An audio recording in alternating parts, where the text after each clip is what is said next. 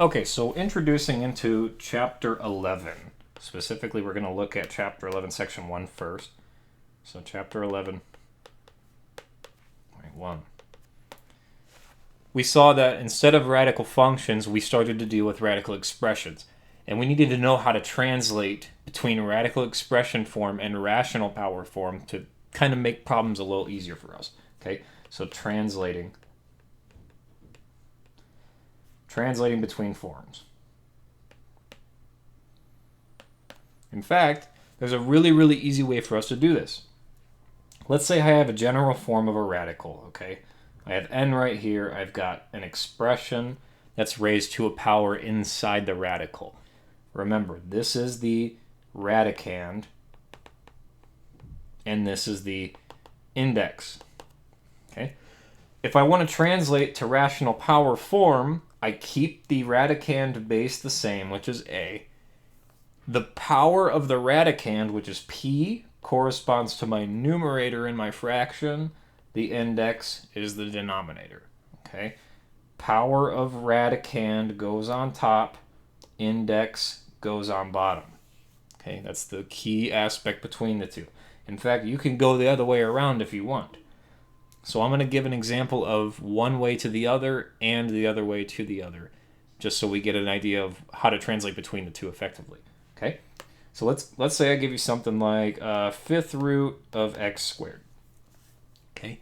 Translating this into rational power is super easy. I know, hey, the power of the radicand is 2 and the index is 5, so I'm going to be left with 2/5 as my translated power. But let's say I give you something as a rational power. How do I translate it back to radical form? Well, what you do is you notice the numerator and you notice the denominator. The numerator is the power of the inside. So I'm going to put my check mark down. I've got x on the inside. My power of the inside corresponds to my numerator, which is 3. And then my index corresponds to my denominator, which is 4. Okay, that's going that way. Let's get another example in here. So let's say I've got 2x to the 5th. Okay? Well, 2 isn't raised to any power. So if I'm translating over into radical form, the 2 doesn't have a radical around it. Okay? But the 5 actually does. In fact, actually, let's change this to a 5/2 to make it a little easier. Okay? 5/2. I'm changing that 5/2 into an expression involving a radical. My index is my denominator, which is 2. So in fact, I don't even need to put the 2 there because the square root is an implied 2.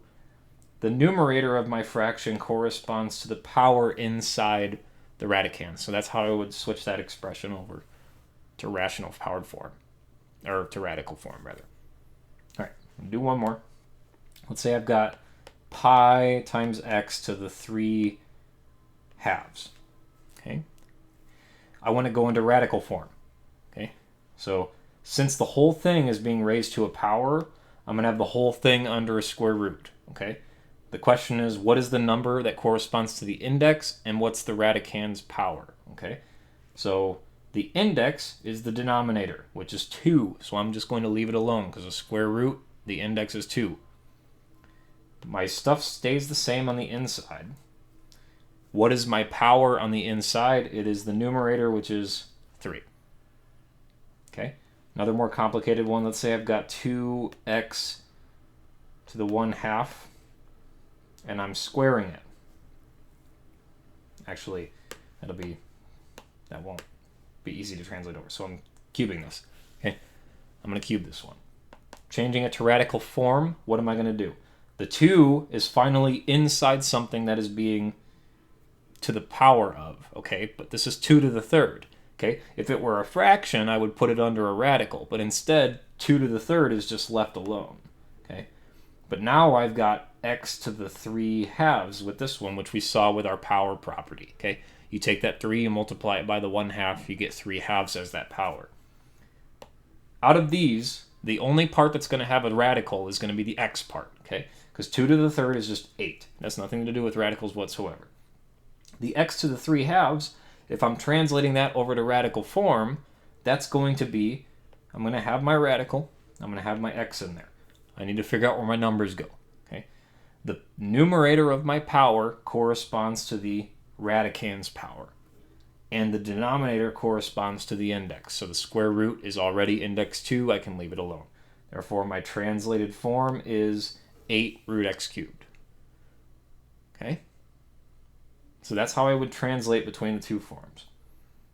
And we saw we need to know our properties of exponents to be able to do that.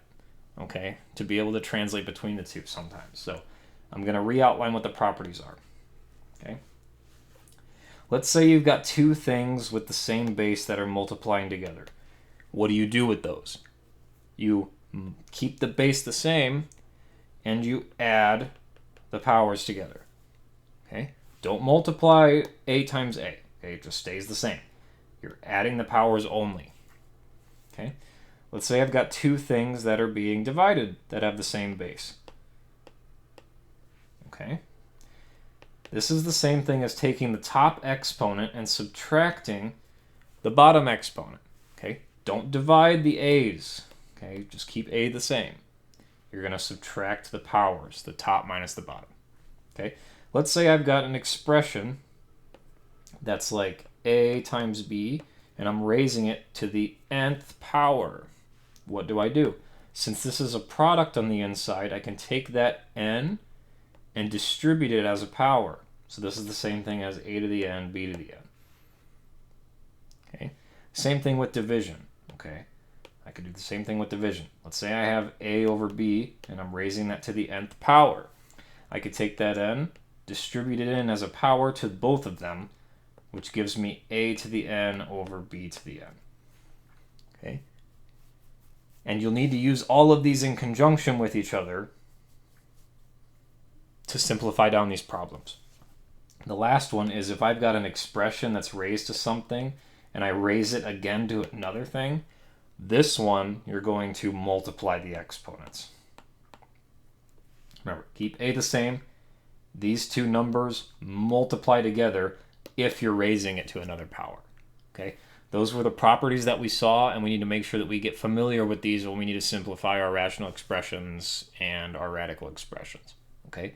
So that's a reintroduction into the 5 properties that you'll use.